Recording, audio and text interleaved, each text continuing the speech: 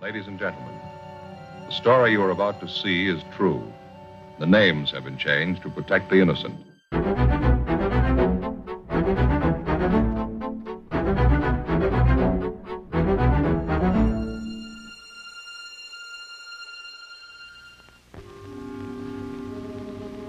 This is the city. Every 24 hours, a little bit of everything happens. 2 million people make a lot of history in one day. They write it all down and file it away. Some of it's important, some of it isn't. Business, industry, government. You buy a 3-cent stamp or an oil well.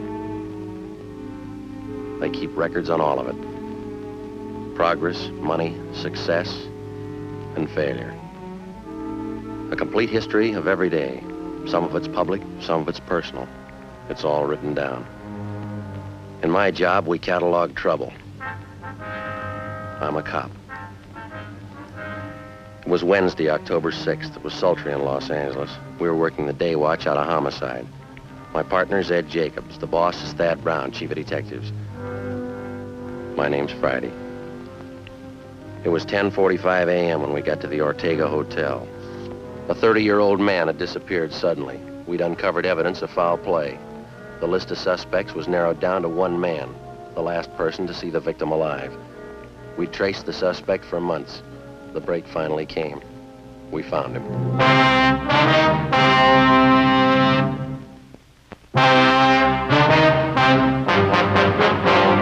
Taking his time, isn't he?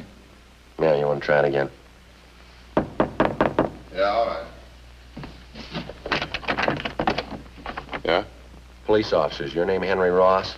Get it, Ed. Watch it, Ed.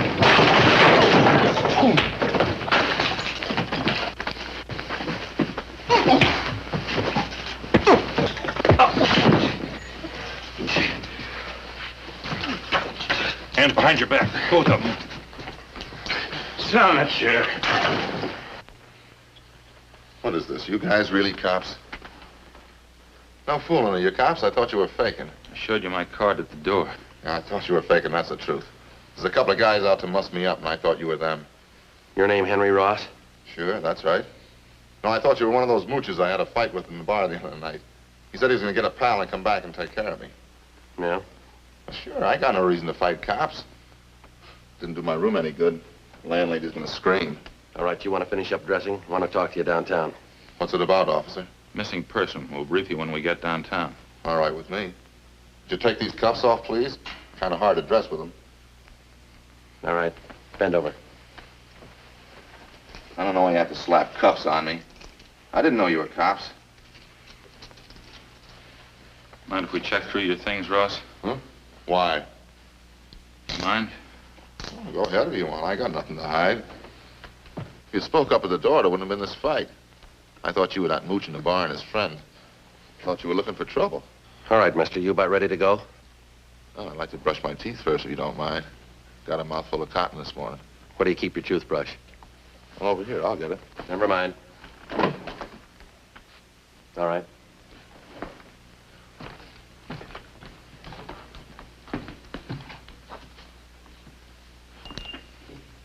Did you turn on the water tap? You can make out. Nothing, Joe. Pretty clean.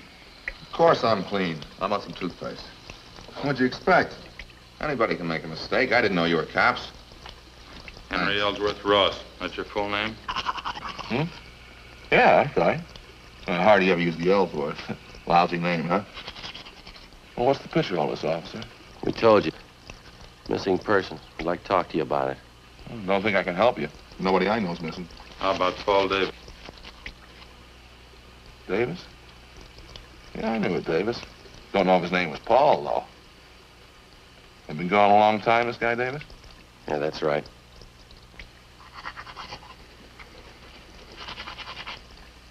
Was something wrong, you think? Yeah, we figure murder.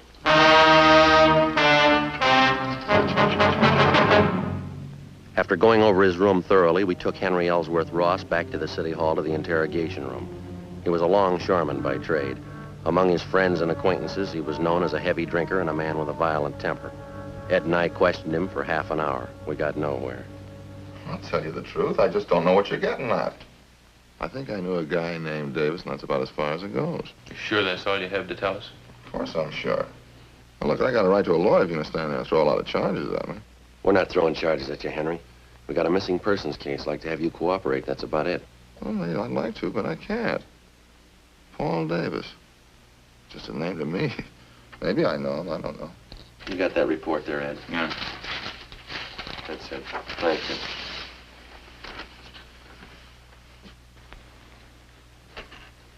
According to his wife, Paul Davis left Los Angeles by auto a little over 4 months ago. He was driving up to Oakdale, California to take a job with the dairy company. He never got there. He's been missing ever since. And what's the pitch? Well, all we've been able to find is Davis's car. 36 Ford Coupe, 7 Tom 7972. Was sold a month ago up in Lodi, California, but Davis didn't sell it. A man by the name of Carter signed the pink slip at the time of sale. Henry Carter. Sorry, it doesn't mean anything to me. Well, this Carter made it look like Paul Davis had signed the Ford over to him. We checked it out. Davis's signature was forged. That's all. Supposed to have something to do with me? Did you ever use the name Henry Carter? Of course not. Ross, that's the only name I go by. You never had your name changed? No. You never used an alias? I told you no. Wonder if you'd mind taking a look at this here. Well, what's it got to do with me? That's the pink slip to Paul Davis's car, Henry. Now, these signatures on the back, transfer of ownership, you recognize either one of them? Paul Davis and Henry H. Carter. Well, just names to me. Well, am I supposed to recognize something? Should, yeah. Why? The signatures are both in your handwriting. How about it, Henry? How about what? I don't know what you're talking about. You trying to give me the treatment? What's it all about? We're trying to locate Paul Davis. I'm not even sure I know the guy. Now, look, I think you better level, Henry. Our handwriting man checked both the signatures. It's your writing. Well, maybe better get a new handwriting, man. I never saw that slip, and I never wrote those signatures. Anybody can copy handwriting. I got something else for you here. I'd like to have you check it over, Ross, see if you can identify it. What is it? It's a letter. Take a look at it. Mean anything to you? No, nothing. Hope you're not going to tell me that's my handwriting. That's what the report says. That's crazy. I never wrote like that in my life. All the writing characteristics match up, same as the signatures on the pink slip. All right, maybe they are the same. I didn't write one, though. I never wrote like that in my life. Look here, I'll show you. No, that's all right, Henry. Ed, you want to pull the package from R&I? Yeah, okay. I don't savvy one bit of this, Sergeant. How about laying it out for me, huh? You can see the name there at the bottom of the letter. Now, it's signed Henry Carter, same as the pink slip. That doesn't mean anything to me. That letter was sent to the wife of Paul Davis about 9 weeks ago. That says there that Davis supposedly was too busy to write his wife, so he had this Henry Carter send a letter. He also writes that Davis sold his car to Carter. Somebody trying to cover it up, huh? Yeah, we think so. We think it's Henry Carter. This guy Davis been gone 4 months? That's right. You said you thought Davis was murdered. How come? Just an idea. Oh. 8 men have disappeared from around here in the last 14 months, just like Davis. 6 more up in the San Joaquin Valley, same way. They took off alone on auto trips. Never seen again, not a trace of them. Here you go, Joe. Yeah, thanks. We've got your record here, Henry, from Baton Rouge. We sent to Sheriff Clemens for it. Look, do we have to drag all that out again? It's past. There's just one thing we had to check out, Henry. Now, you told us that you never used an alias, is that right? Well, all right, I have. I didn't know what you were getting at. I didn't figure it was any use in dragging out dirty laundry again. I asked you if you ever used the name Henry Carter. Yeah, okay, I used it. It's a common name. A lot of Henry Carters are around. We only know one who fits your description. Well, I'm clean, you know that. Smoke, Henry? No. Joe? Thanks. Yeah, let me have one, huh? Sure.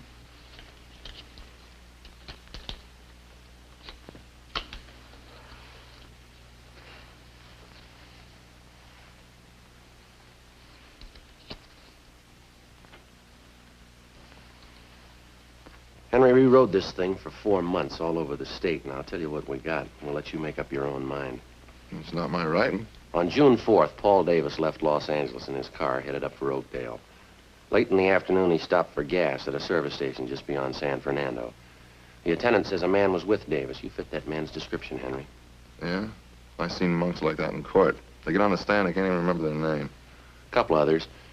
You and Davis stopped for a hamburger just outside of Gorman. There's a man there. He remembers you, too. You stopped again in Bakersfield, picked up a quart of oil for the car. You and Davis had a Coke. That's the last time he was seen alive. That makes me a killer, huh?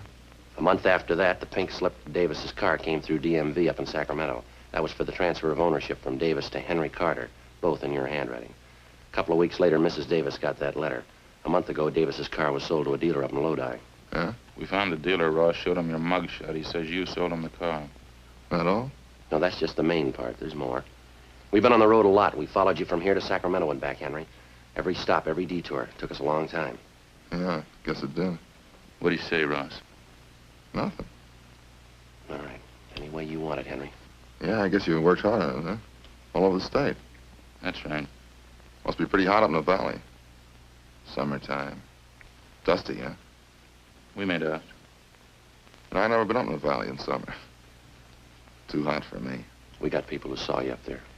Yeah, what's it prove? 10 people and some handwriting samples. You can't build a case on that. You know that, don't you? We're gonna try. You think I murdered Davis? You, Sergeant? Yeah? You think I murdered those other guys, too, huh? Oh, what was it, 10 or 12 of them? We're asking about Davis. You think I killed him? Well, tell me the truth, do you? You think I murdered Davis?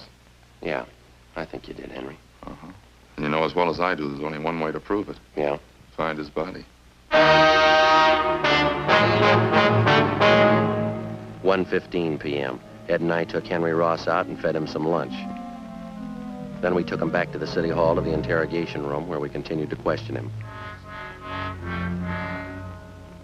He was relaxed and he talked a great deal about everything but the disappearance of Paul Davis. He didn't seem anxious to get away. He made no demands for an attorney to represent him. He told us about different homicide cases that he'd read up on. He asked us about the 12 men who disappeared in the past months in the same manner Paul Davis had. Was there any trace of them at all? Did we have any leads? We finally got around to asking him if he'd submit to a lie detector test. He seemed taken by the idea and agreed to it almost immediately.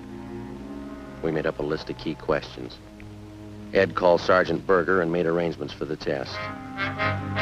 At 5 p.m., we took the suspect to the 3rd floor of the old city jail where Sergeant Berger gave him the polygraph test.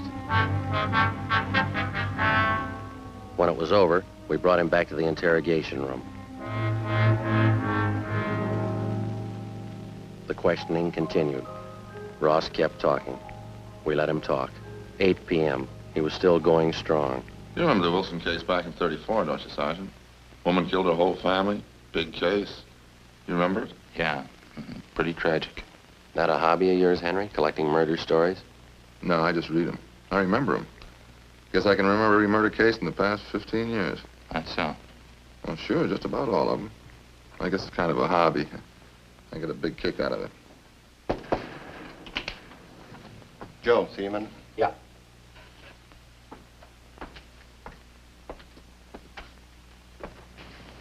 Berger over in the polygraph room just called. What'd he say? They found 16 positive reactions on Ross. Thanks, Bates.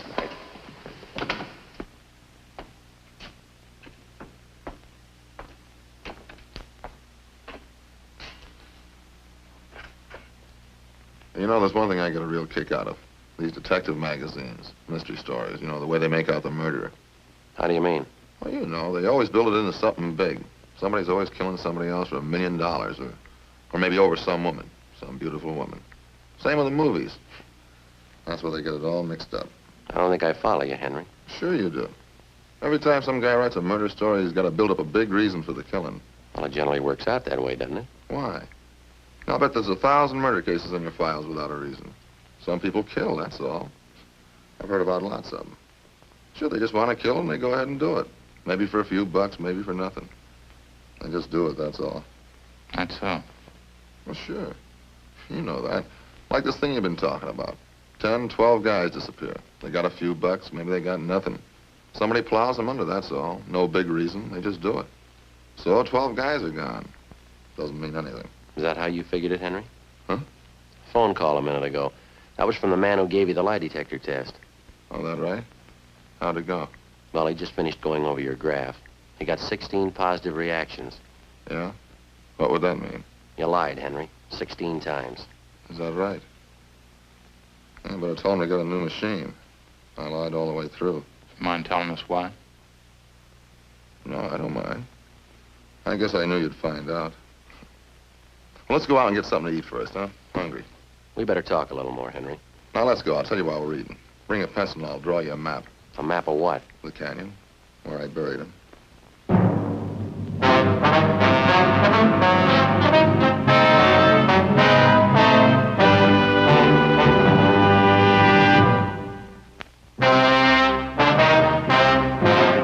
Ed and I took Henry Ross out to get him something to eat. At his request, we went to Helga's health shop. It was almost closing time. Ross got himself a salad, molasses bread, yogurt, a vegetable burger, and some grape juice. Ed and I settled for a Swiss cheese sandwich and some grape juice. Vegetable burger and beets, huh? Sure smells great. Yeah, I can't take those beets too well. They repeat on me. Not me. I can eat anything. Salt and pepper? Yeah, thanks.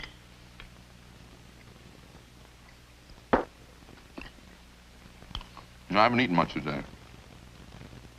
Hey, did you get your sandwich made with molasses bread? No, wheat germ bread. Oh, you should have got molasses bread. Real blackstrap molasses. Smell it. Nice and fresh, huh? Oh, you know, this yogurt really sharpens up my appetite.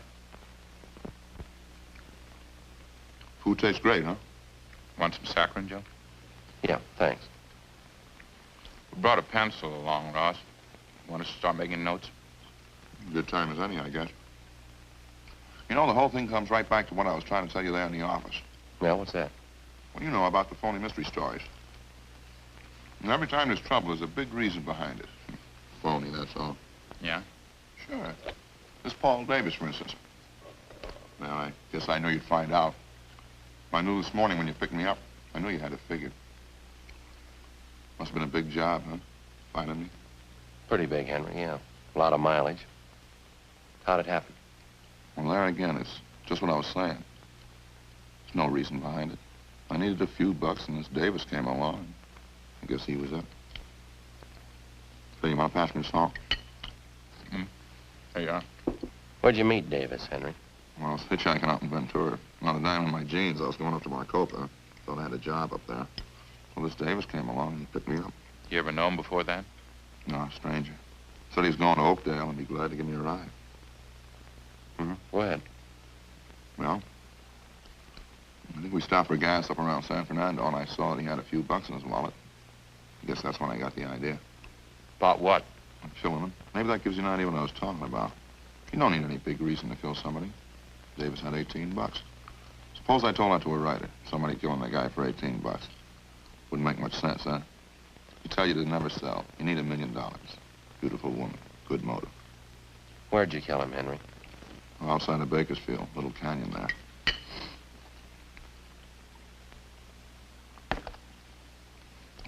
And picked up a fifth of sherry in Bakersfield, and I got Davis to drink some on the way. Say, would you pass the salt again? Yeah. Here you are. Lettuce is no good without a lot of salt.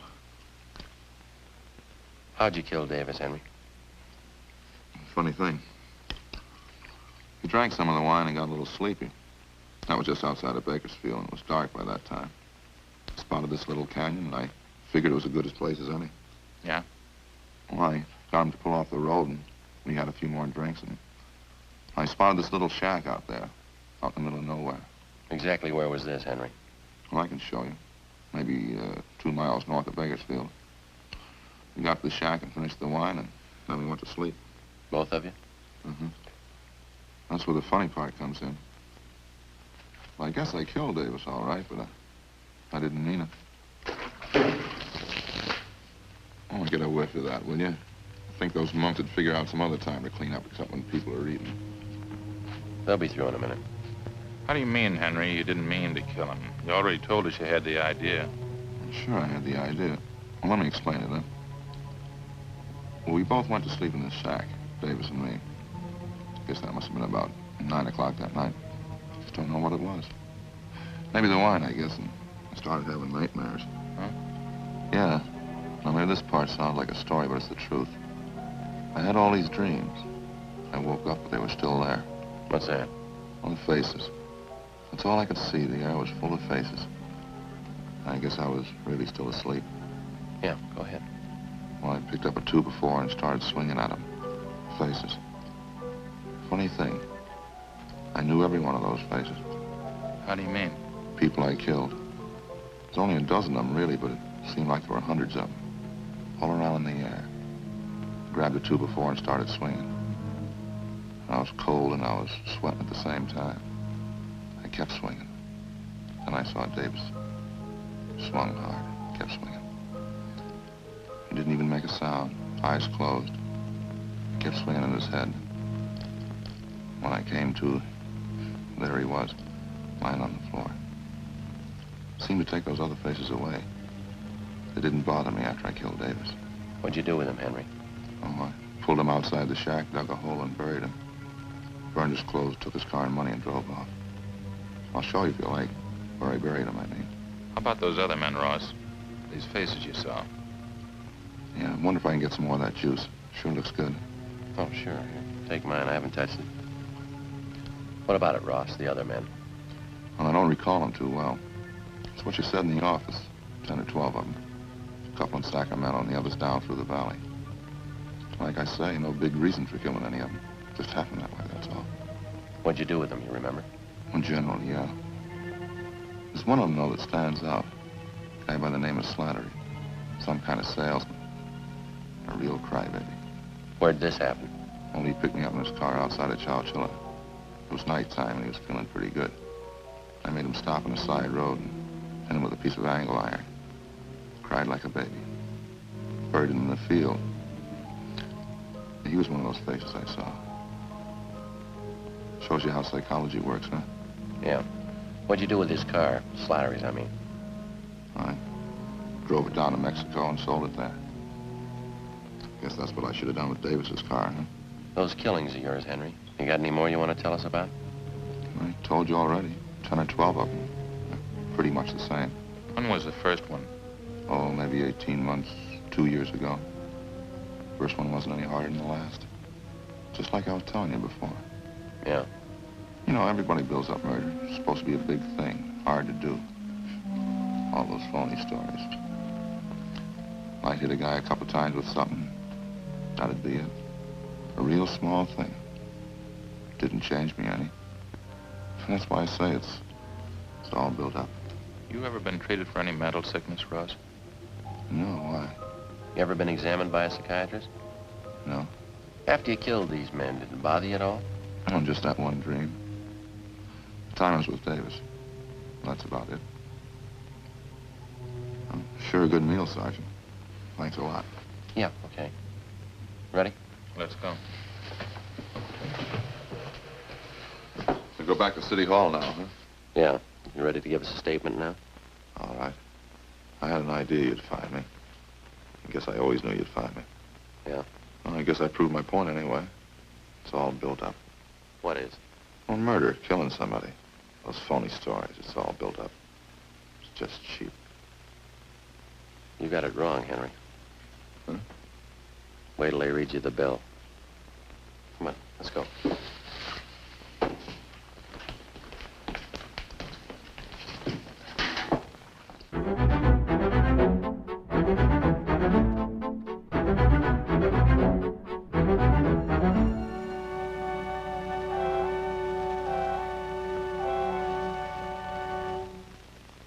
On January 7th, trial was held in Superior Court, Department 86, City and County of Los Angeles, State of California.